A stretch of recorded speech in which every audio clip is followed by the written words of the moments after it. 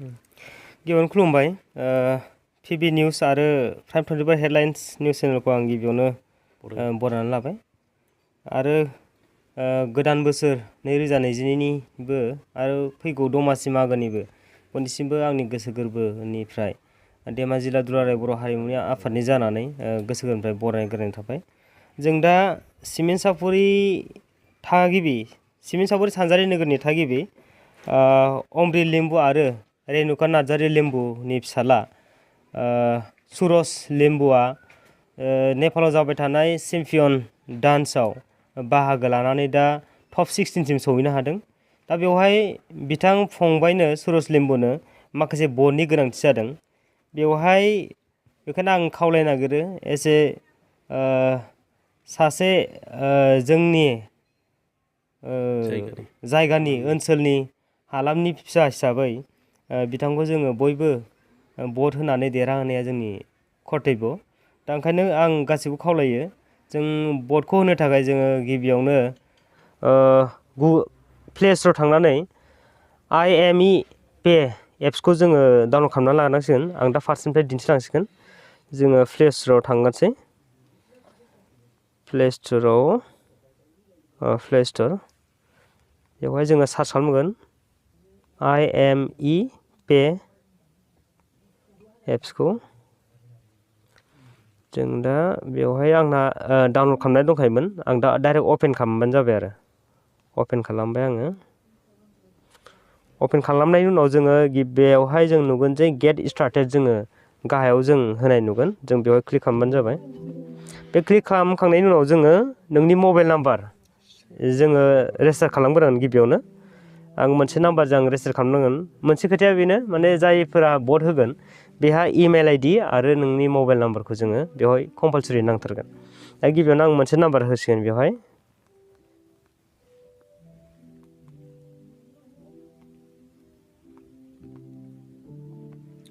आं मोनसे नाम्बार होबाय जोंनि। क्लिक खालामदो। क्लिक खालामनायनि उनाव नोंहा OTP फैगोन। OTP फैगोन। बे OTPखौ जोङो बेवहाय होनांगोन आरो। आं OTPखौ बेयाव क्लिक खालामबाय। क्लिक खालामनायनि उनाव नोङो मोनसे पासवर्ड नोङो बानायना लानांगोन। बेवहाय नुदों क्रियेट पासवर्ड। क्रियेट पासवर्डखौ जाबाय नोंहा 6था जानांगोन इयो। 6था नोंहा मोनसे नाम्बार थुनांगोन नोङो। नोंनि गोसो मा नाम्बार थुयो। जायखिजाया जोङो पासवर्ड मोनसे बानायना लासिगोन जोङो। आङो जायखिजाया 1 2 3 4 5 6 खौ डाइरेक्ट थुबाय। बेवहाय नोङो गाहायाव नोङो आखौ कनफार्म पासवर्ड खालामबावनांगोन। आं बेवहायबो गोजौआव जि पासवर्ड होदोंमोन जों गाहायाव बेयाव थुनांसिगोन। आं होदोंमोन 1 2 3 4 5 6। बिनि उनाव जोङो रेड आइकन दङ जों बेवहाय जों क्लिक खालामनांगोन। आं क्लिक खालामसै। क्लिक खालामबाय। बिनि उनाव नोंहा इमेल ID नोङो होनांसिगोन बेवहाय।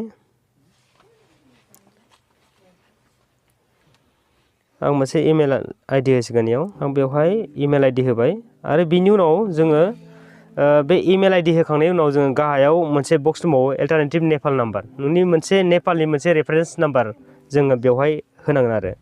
दा जोंना मोनसे नेपालि रेफारेन्स नाम्बार दंखायो। आं बेखौ थुना होसिगोन 9814491988 981482324324 रेफारेन्स नाम्बारा जोंहा दंखायो 9814823324। आं बेवहाय क्लिक खालामनांसिगोन गाहायाव।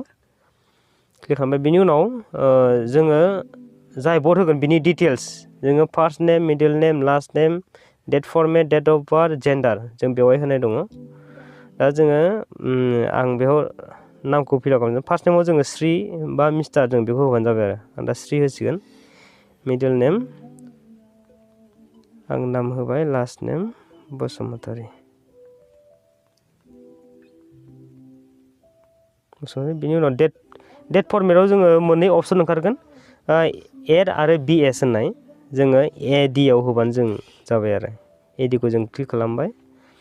बिनि उनाव डेट अफ बार्थ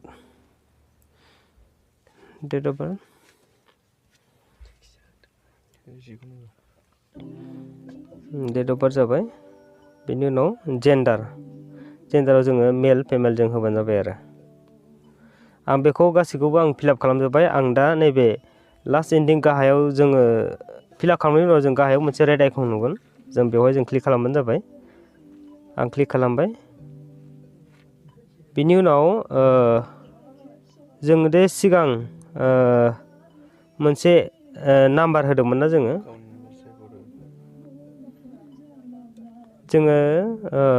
स्क्राइब खालामना होबानो जाबाय आरो बेखौ मोनसे हेभ ए इनभाइटेसन कड होननाय मोनसे ओंखारगोन जों बेखौ एप्लाइ खालामालासिनो जोङो स्क्राइब खालामबानो जाबाय आरो स्क्राइब खालामनांगोन जोङो आं दा बेखौ स्क्राइब खालामसिगोन स्क्राइब खालामबाय जों दा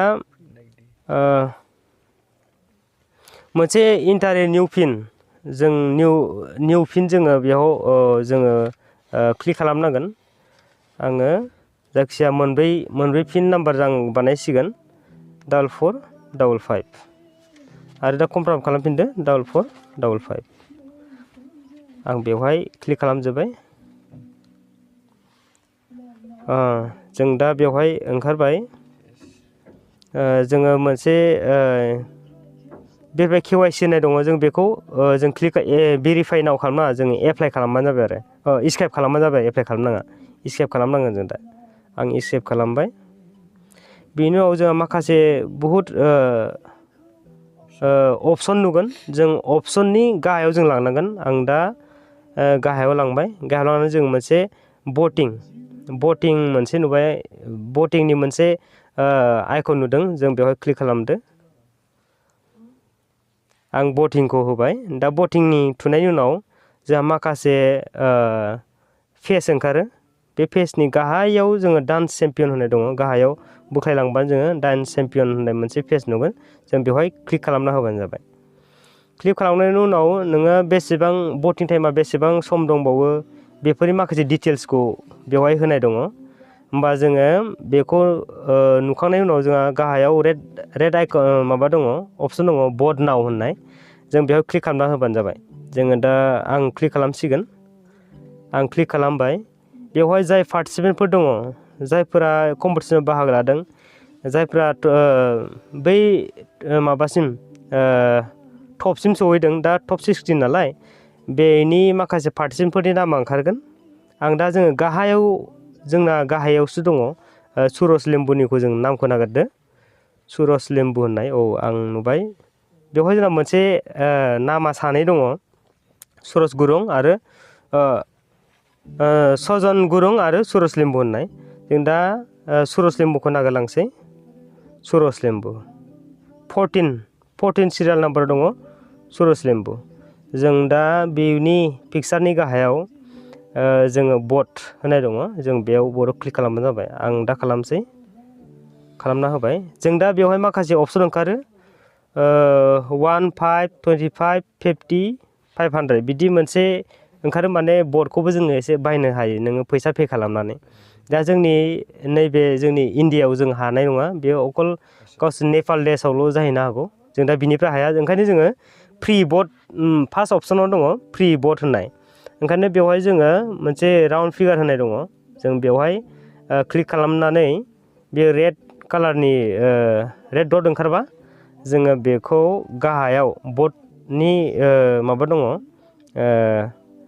क्लिक खालामनाय दङ जों बेवहाय क्लिक खालामफिननांगोन आरो दा आङो फ्रि भटआव होबाय ओमफ्राय जों दा भटआव थुना होसिगोन आं भटआव थुना होबाय बिनि उनाव जों दे दहाय मोनब्रै नाम्बार जोङो पिन नाम्बार बानायदोंमोन ना आं मा बानायदोंमोन 4455 जों बेखौ लास्टआव थुफिननांसिगोन आरो आं थुबाय कनफार्म दा बेनि भटआ साक्सेस जाबाय आं कनफार्म थुबाय कनफार्म थुबावबानो बे साक्सेस जाबाय आरो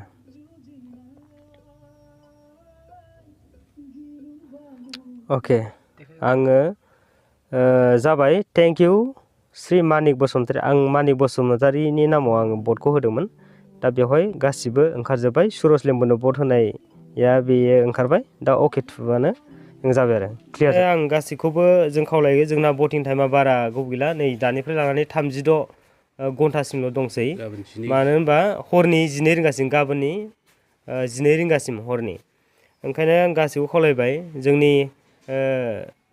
जोंनि हालामनि फिसा हिसाबै आरो बिथाङा जिहेथु बर' नङा खिन्थु गासैबो न'खराव बर'नो सोलिजोबो रायज्लायनाय मानायफ्रा बर'नि बिमायानो बर'मोन आरो बर' आरो ओमफ्राय रायज्लायनाय मानाय गासिबो माबाफ्रा थानाय रायज्लायनायफ्रा बर'नि सोलिजोबो ओंखायनो जोंनि हालामनि फिसा हिसाबै गासिखौबो जोंनि बर' रायजो राजाफोरखौ भट होनानै जाहाथे फंबायखौ जों देरहाहोनो हायो गावनि ओनसोलनि जौगानायनि आरो गावनि हादोरनि मुंखौ जाहाथे लाखिनो हायो आं बेखौ गासै बर' रायजो राजाफोरनिसिम फिन खनसेबाव गुरै खावलायबाय जों धेमाजि जिल्ला दुलाराय बर' हारिमु आफादनिफ्राय आरो जोङो बिथांनि न'खरनि बिमा बिफाखौ जों साबायखर बावगोन गावनि खस्थ'जों दिनै फिसाज्लाफोरखौ मोजां फोरोंनानै जे बेफोरबायदि फरायसासिम सहैहोनो हादों जोङो धेमाजि जिल्ला दुलाराय बर' हारिमु आफादनि जानानै बिथांमोननि न'खरखौबो जोङो साबायखर बावदों गोजोन्थों।